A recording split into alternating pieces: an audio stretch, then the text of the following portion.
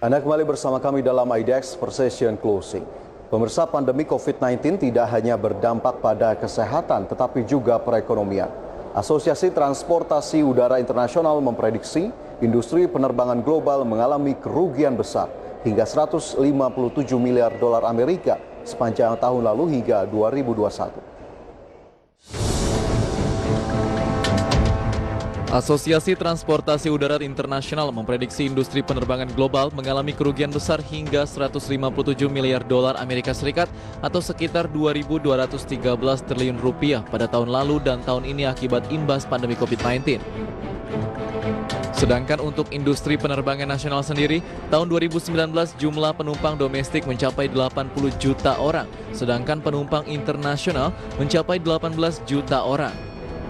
Penurunan terjadi pada tahun 2020, di mana jumlah penumpang kedatangan mencapai 37.174.390 orang. Sekitar 90% berasal dari penerbangan domestik, sedangkan sisanya 10% dari penerbangan internasional. Berbagai upaya dilakukan oleh maskapai penerbangan, baik maskapai pelat merah maupun maskapai penerbangan swasta, agar bisa bertahan di tengah hantaman pandemi COVID-19. Seperti yang dilakukan maskapai pelat merah Garuda Indonesia, perseroan berencana merestrukturisasi bisnis sepenuhnya demi bertahan dari krisis yang ditimbulkan oleh pandemi COVID-19. Kebijakan ini berpotensi mengurangi separuh dari jumlah pesawat yang dioperasikan dan mengurangi jumlah karyawan dengan menawarkan program pensiun dini. Tidak hanya itu, maskapai penerbangan lainnya seperti Sriwijaya Air juga telah merumahkan para karyawan akibat ketidakmampuannya dalam membayar gaji karyawan.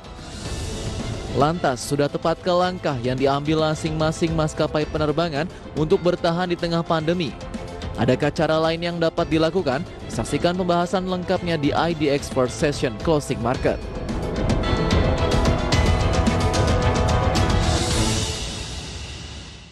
Ya, pemirsa, industri penerbangan merupakan salah satu sektor yang terdampak pandemi COVID-19. Berbagai upaya dilakukan agar bisa bertahan di tengah ancaman ketidakpastian ekonomi, seperti yang dilakukan oleh maskapai penerbangan nasional Garuda Indonesia yang menawarkan program pensiun dini kepada karyawannya. Lantas, bagaimana kondisi dari industri penerbangan Indonesia di tengah pandemi COVID-19? Langsung saja kita bahas topik kali ini bersama rekan Mangi Feracong. Selamat siang, Mangi. Halo, selamat siang Fajar. Ya, Mang, ini terkait dengan industri penerbangan, terutama di Indonesia. Begitu ya, kita tahu dampak pandemi COVID-19 begitu dahsyat, begitu luar biasa, dan industri penerbangan menjadi salah satu sektor yang memang mau tidak mau merasakan dampak negatif tersebut. Nah, satu informasi terkait dengan Garuda Indonesia yang akhirnya menawarkan program pensiun dini kepada para karyawan-karyawan yang Mangi. Adakah kemudian yang Mangi bisa bagikan juga terkait hal ini kepada pemirsa? Ya, baik, terima kasih Fajar. Ya pemirsa, jika kita bicara terkait dengan industri penerbangan, baik itu industri penerbangan secara global maupun secara nasional, memang saat ini bisa kita katakan bahwa sedang dalam kondisi yang tidak baik ya, kinerjanya sedang lesu karena adanya pandemi COVID-19. Dan oleh sebab itu berbagai langkah ditempuh, berbagai cara dilakukan agar bisa bertahan di tengah pandemi COVID-19. Nah, seperti yang dilakukan oleh maskapai penerbangan plat merah yaitu Garuda Indonesia yang ternyata berencana untuk merestrukturisasi bisnis secara keseluruhan ya agar bisa bertahan di tengah pandemi. Dan ternyata Garuda Indonesia sendiri saat ini juga telah menawarkan program pensiun dini kepada para karyawannya.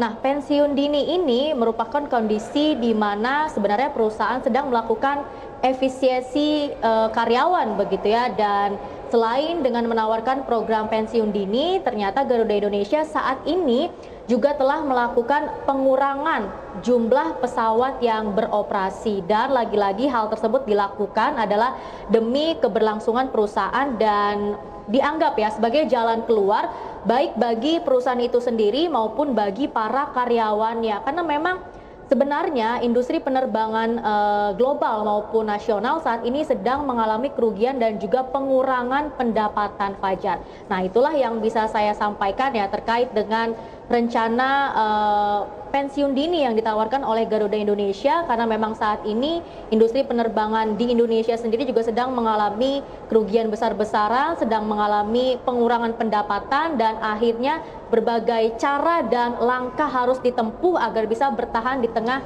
pandemi COVID-19, Fajar. Oke, baik. Jadi itu merupakan sebagai salah satu cara ataupun metode dalam restrukturisasi bisnis yang memang akan dilakukan atau tengah dilakukan secara besar-besaran oleh maskapai penerbangan nasional Garuda Indonesia.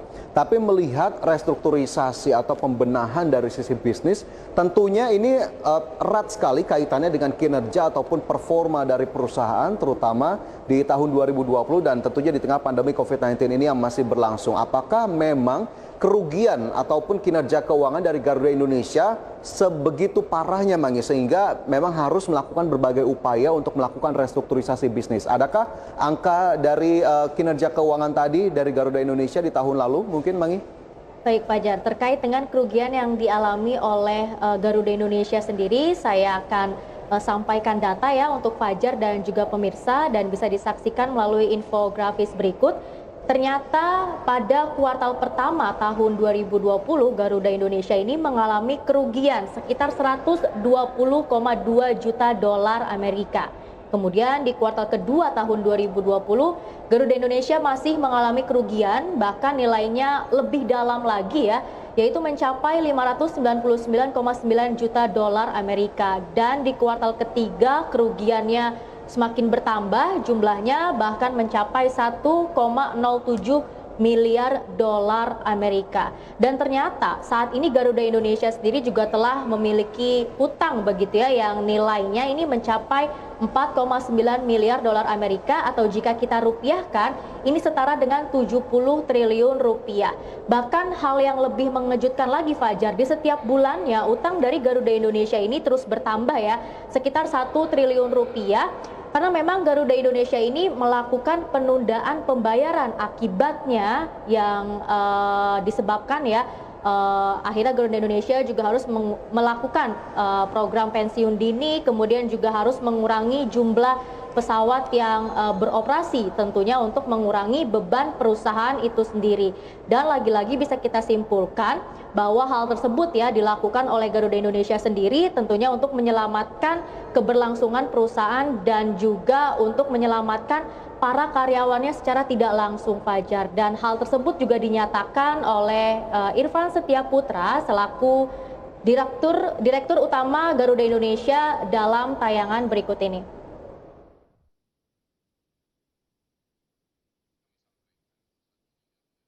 Tengah dalam tahap awal penawaran program pensiun yang dipercepat bagi karyawan Garuda Indonesia. Penawaran program ini dilakukan sejalan dengan upaya pemulihan kinerja usaha yang tengah dijalankan perusahaan guna menjadikan Garuda Indonesia menjadi sebuah perusahaan yang lebih sehat serta adaptif menjawab tantangan kinerja usaha di era kenormalan baru.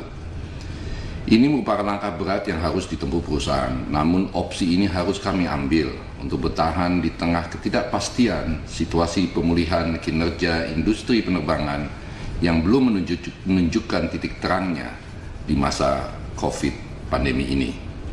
Situasi pandemi yang masih terus berlangsung hingga saat ini mengharuskan perusahaan melakukan langkah penyesuaian aspek supply dan demand secara menyeluruh di tengah penurunan kinerja operasi sebagai akibat imbas penurunan trafik penerbangan. Ya baik, ternyata berdasarkan tayangan yang sudah kita saksikan bersama, akhirnya Garuda Indonesia juga buka suara ya, kenapa mereka harus melakukan efisiensi karyawan berupa penawaran program pensiun dini dan juga mengurangi jumlah pesawat yang beroperasi, karena hal tersebut dianggap sebagai jalan terbaik ya untuk menyelamatkan perusahaan, juga menyelamatkan para karyawannya di tengah pandemi COVID-19 ini, Fajar.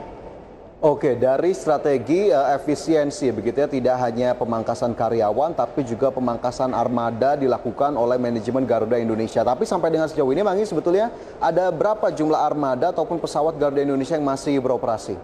Iya, sebelum adanya pandemi COVID-19 begitu ya, dalam keadaan normal sebenarnya Garuda Indonesia ini memiliki sekitar 142 pesawat yang beroperasi. Tapi karena ada pandemi COVID-19 akhirnya tidak lebih dari 70 pesawat yang dioperasikan bahkan jumlahnya hanya mencapai sekitar 41 pesawat saja.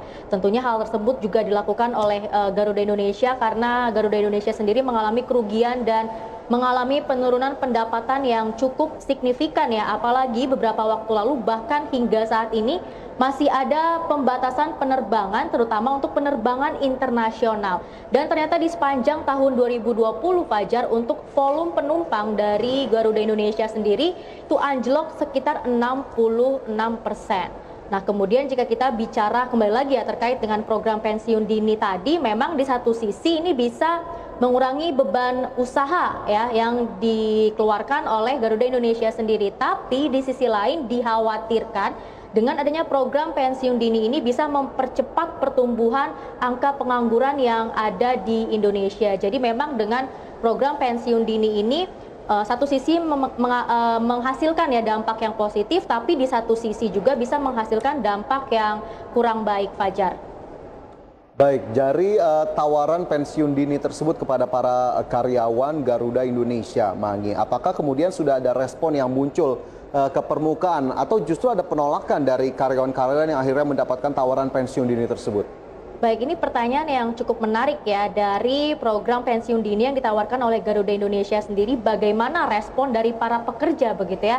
Dan untuk lebih jelasnya langsung saja kita saksikan tayangan berikut ini. Memahami program pensiun dini yang ditawarkan kepada seluruh karyawan, namun kami tidak dalam posisi menerima atau menolak program pensiun dini tersebut. Tetapi kami akan tetap memantau agar pelaksanaan program pensiun dini tersebut dilaksanakan berdasarkan undang-undang yang berlaku dengan tidak ada unsur paksaan. 2. Bahwa kami, seluruh karyawan Garuda Indonesia, tetap optimis dan solid menjaga keberlangsungan perusahaan dan berkomitmen tinggi bekerja dengan baik untuk memberikan pelayanan yang terbaik bagi seluruh pelanggan setia Garuda Indonesia dengan tetap mengutamakan safety. Ya baik, dari tayangan yang sudah kita saksikan bersama Fajar dan juga pemirsa, ternyata respon dari Serikat Pekerja Garuda Indonesia begitu ya, saat ini mereka sedang dalam posisi tidak menolak maupun tidak menerima rencana pensiun dini yang ditawarkan oleh perseroan. Tapi kedepannya Sekarga sendiri atau Serikat Pekerja Garuda Indonesia ini akan terus memantau keberlangsungan program pensiun dini dan diharapkan perseroan ini tidak melakukan PHK secara sepihak. Kemudian jika kita cermati lebih jauh lagi, Fajar, sebenarnya tidak hanya Garuda Indonesia saja yang melakukan langkah untuk menyelamatkan keberlangsungan perusahaan di tengah pandemi COVID-19.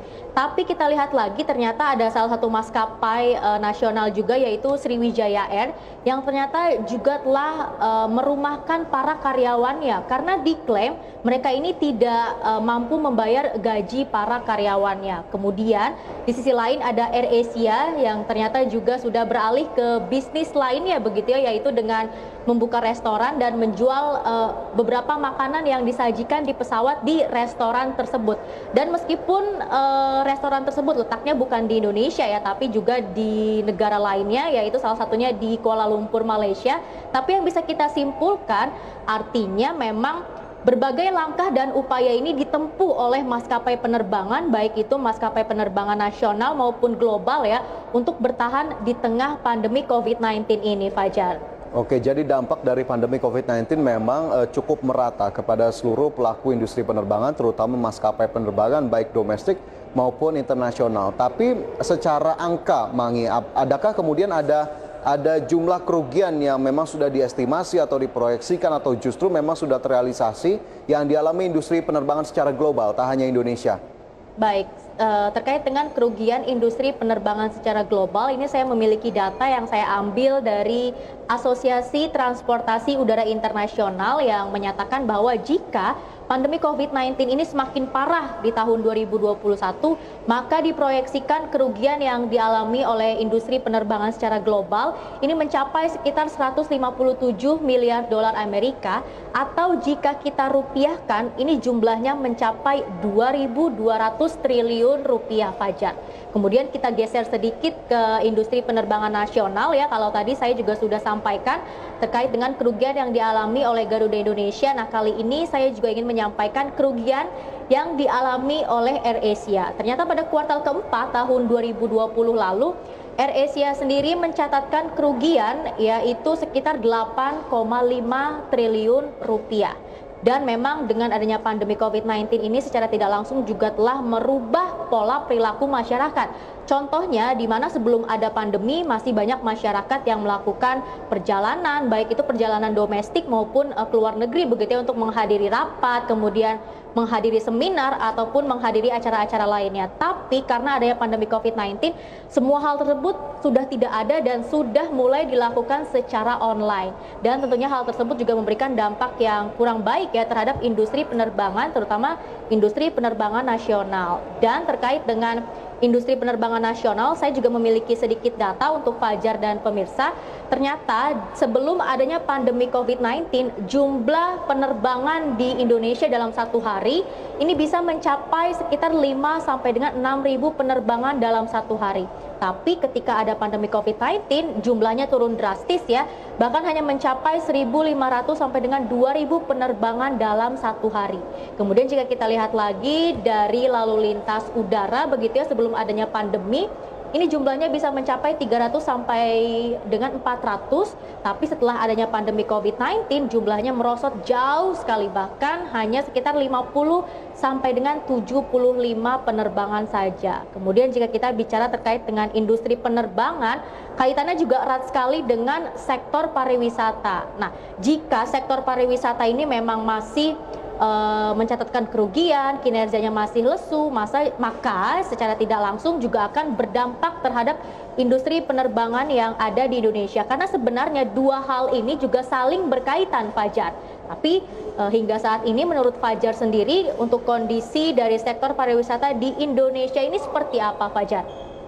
Ya, kaitan dari industri penerbangan dan pariwisata begitu erat, Mangi dan juga pemirsa, karena kita tahu transportasi udara menjadi salah satu sarana bagi sektor pariwisata untuk bisa menjangkau para wisatawan ataupun turis baik domestik maupun asing untuk bisa menjangkau destinasi-destinasi wisata. Dan kita tahu ini merupakan salah satu moda transportasi andalan terutama bagi wisatawan ataupun turis internasional, sehingga industri pariwisata dalam negeri turut merasakan dampak dari terganggunya begitu ya industri penerbangan nasional oleh pandemi COVID-19. Sehingga memang industri pariwisata pun juga merasakan kerugian dan bahkan juga tidak kecil.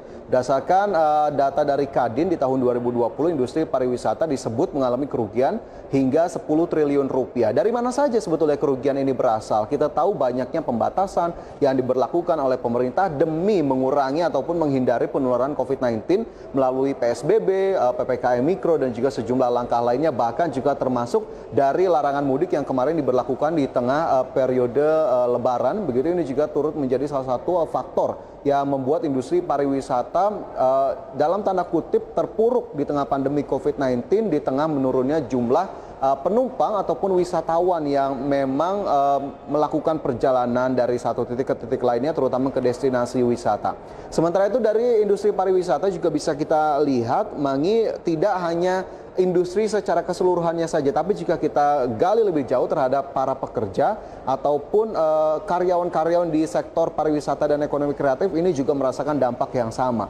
Pengurangan gaji, bahkan pemutusan hubungan karyawan ini menjadi opsi-opsi yang bahkan sudah dilalui begitu ya di awal-awal pandemi COVID-19, dan kita harapkan memang tidak terus berlangsung karena 30 juta pekerja terdampak dari adanya pandemi COVID-19 ini di sektor pariwisata, dan kita harapkan memang bisa semakin membaik dengan upaya yang terus dilakukan oleh berbagai pihak ataupun stakeholder di sektor pariwisata untuk bisa membuat sektor ini kembali bangkit, kembali kuat, kembali pulih.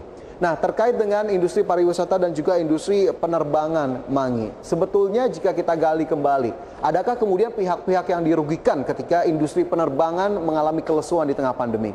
Ya, tentunya ada beberapa pihak yang diproyeksikan juga mengalami kerugian ya ketika industri penerbangan ini masih mencatatkan kinerja yang kurang baik, yaitu pengelola bandara dan juga para pekerja di bandara begitu Fajar, baik itu security, kemudian juga operator bandara, karena secara tidak langsung mereka juga akan bisa terdampak ya dengan adanya kerugian yang dialami oleh industri penerbangan nasional. Dan juga jika Fajar perhatikan ya, banyak nih biasanya di bandara atau di airport ya, ada toko-toko ataupun ada restoran yang berjualan. Nah, dengan di masa pandemi COVID-19 ini adanya pengurangan perjalanan ya dari maskapai, secara tidak langsung juga akan berdampak buruk terhadap pendapatan dari toko-toko ataupun restoran yang ada di bandara tersebut. Dan oleh sebab itu diharapkan ke depannya para maskapai penerbangan nasional ini juga bisa memanfaatkan beberapa langkah begitu ya untuk bisa bangkit kembali di tengah pandemi COVID-19,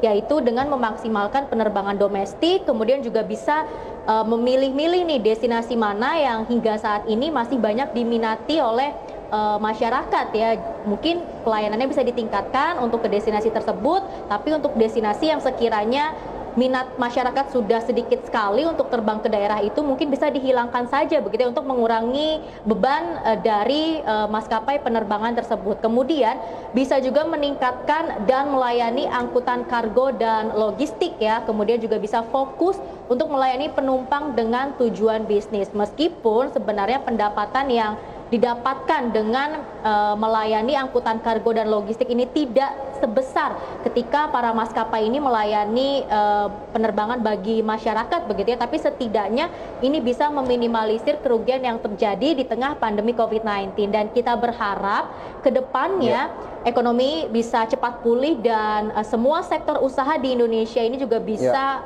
kembali bangkit, Fajar. Baik, Mangi, itu catatan-catatan terkait dengan industri penerbangan dan juga pariwisata di tengah pandemi COVID-19 ini. Semoga bisa menjadi tambahan informasi. Terima kasih banyak, Mangi. Kita akan diskusi kembali di lain waktu. Terima kasih, Fajar. Ya, pastikan Anda masih bersama kami, pemirsa IDX. First Station Closing akan segera kembali.